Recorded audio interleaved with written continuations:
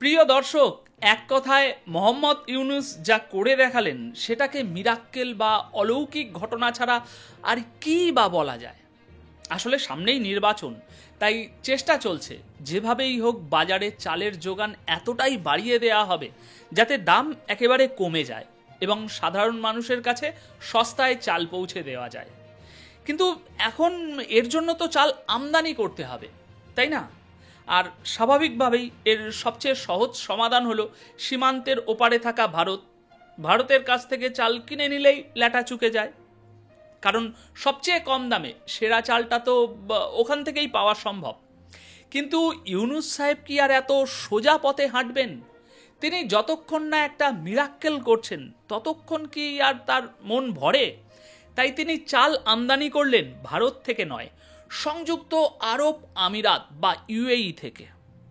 হ্যাঁ দর্শক, ঠিকই শুনেছেন, মরুভূমি আর ঊষর জমির দেশ থেকে চাল আমদানি করা হচ্ছে। তাই এখন প্রশ্ন হলো, এই চালটা আসলে এলো কোথা থেকে?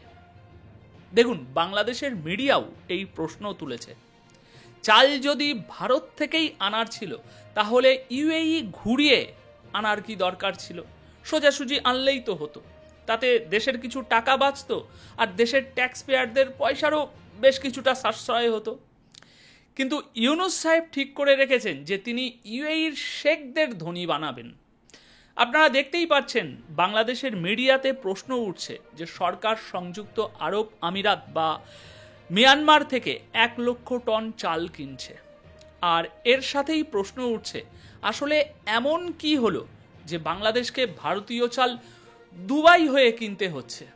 কিছু প্রশ্ন এও উঠছে যে ভারত সরকার কি বাংলাদেশকে সরাসরি চাল দিতে অস্বীকার করেছে? সেই কারণেই কি দুবাই থেকে ভারতীয় চাল আমদানি করতে হচ্ছে? আচ্ছা, এখানে আরেকটি গুরুত্বপূর্ণ প্রশ্ন হলো, ভাই পাকিস্তানের কি হলো? পাকিস্তানিরা তো বড় বড় স্বপ্ন দেখিয়েছিল, বলেছিল আমরা তোমাদের চাল দেব, তোমরা তো আমাদের ভাই। তো কি হলো সেই ভাইচারার?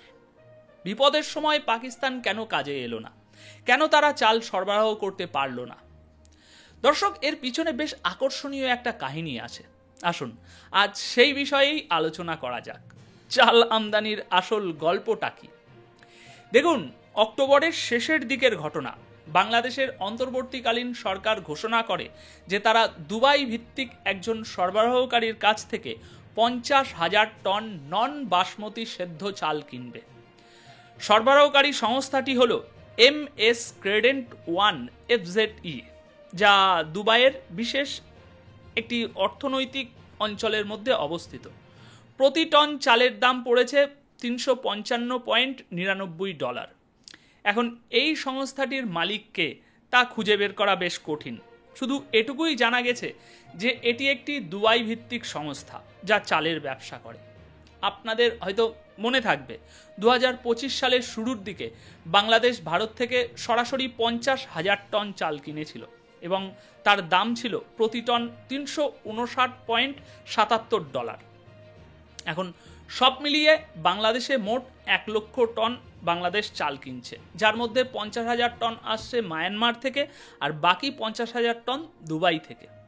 কিন্তু এটা আর বলার অপেক্ষা রাখে না, কারণ সবাই জানে যে দুবাই থেকে আসা চাল আসলে ভারতীয়। বাংলাদেশের মিডিয়াও বলছে যে তারা জানে এটা ভারতেরই চাল, যা শুধু ঘুর পথে আসছে। আর ঐতিহ্যগতভাবে ভারতই বাংলাদেশের প্রধান চাল সরবরাহকারী দেশ। 2022-23 সালে বাংলাদেশ ভারত থেকে বিপুল পরিমাণ চাল আমদানি করেছিল। আসলে বাংলাদেশ বিশ্বের তৃতীয় বৃহত্তম চাল উৎপাদনকারী দেশ হওয়া সত্ত্বেও দেশের ভিতরে চাহিদা এতটাই বেশি যে ভারতের উপর কিছুটা নির্ভর করতে হয়। এছাড়া বাংলাদেশে প্রায় ঘূর্ণিঝড়, বন্যা বা অন্যান্য প্রাকৃতিক দুর্যোগের কারণে ফসলের অনেক ক্ষতি হয়, তাই সবসময় অতিরিক্ত চাল সরকারকে মজুদ রাখতে হয়। তাহলে এখন প্রশ্ন হলো, ইউনুস সরকার ভারত থেকে চাল না নিয়ে দুবাই থেকে কেন নিল? দেখুন, এই প্রশ্নের উত্তরে বাংলাদেশের সরকারি কর্মকর্তারা কিছু অদ্ভুত যুক্তি দেখিয়েছেন, যা দেশের মিডিয়াতে প্রকাশিত হয়েছে। শুনুন সেই যুক্তিগুলো। প্রথম, বাণিজ্যিক ভারসাম্যহীনতা ঠিক করা। তারা বলছে ভারতের সাথে তাদের বাণিজ্যিক ঘাটতি অনেক বেশি। বাংলাদেশ ভারত থেকে প্রচুর জিনিস কেনে, কিন্তু ভারত বাংলাদেশ থেকে ততটা কেনে না, তাই তারা অন্য দেশ থেকে চাল কেনা ভালো মনে করেছে।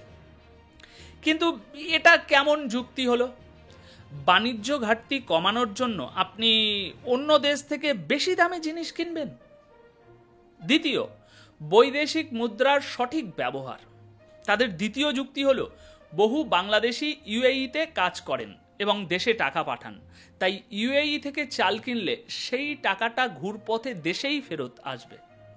কিন্তু ভারত বাংলাদেশ রুপি টাকা বাণিজ্যের যে সুযোগ ছিল তার সুবিধা না নিয়ে এটা কেমন ধরনের বৈদেশিক মুদ্রার সঠিক ব্যবহার? তৃতীয়, আমদানিতে বৈচিত্র্য আনা। তাদের মতে চালের জন্য শুধু ভারতের উপর নির্ভর করা ঠিক নয়, কিন্তু এটা কেমন বৈচিত্র্য যেখানে আপনি ভারতের চালই কিনছেন শুধু একজন মধ্যস্থতাকারীর মাধ্যমে। সুতরাং দর্শক, আপনারা বুঝতেই পারছেন এই সমস্ত যুক্তিগুলো কতটা হাস্যকর।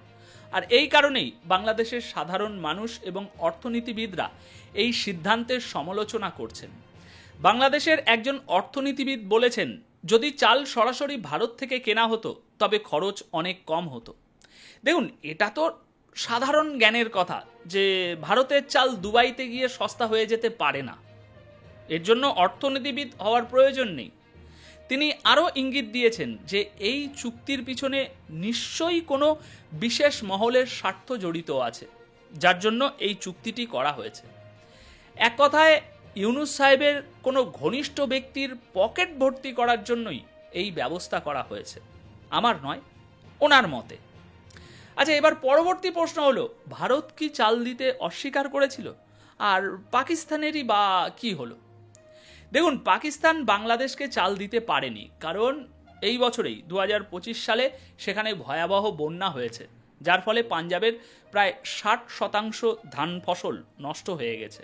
তারা নিজেরাই তো সাহায্যের উপর নির্ভরশীল, বাংলাদেশকে কি দেবে? এটাই হলো পাকিস্তানের সাথে বাংলাদেশের যে ভাইচারা তার আসল চেহারা। আর ভারত কি চাল দিতে অস্বীকার করেছিল?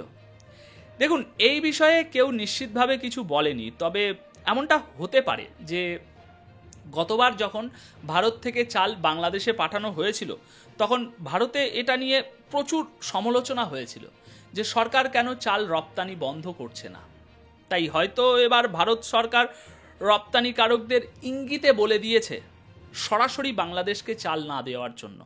তারা তখন দুবাইতে থাকা তাদের ইউনিট মারফত এই চাল সরবরাহ করেছে। এটা বাংলাদেশকে একটা বার্তাও হতে পারে যে ভবিষ্যতে হয়তো এই পথও বন্ধ হয়ে যেতে পারে। এখন শেষ কথা, লাভ কার হলো আর ক্ষতি কার হলো?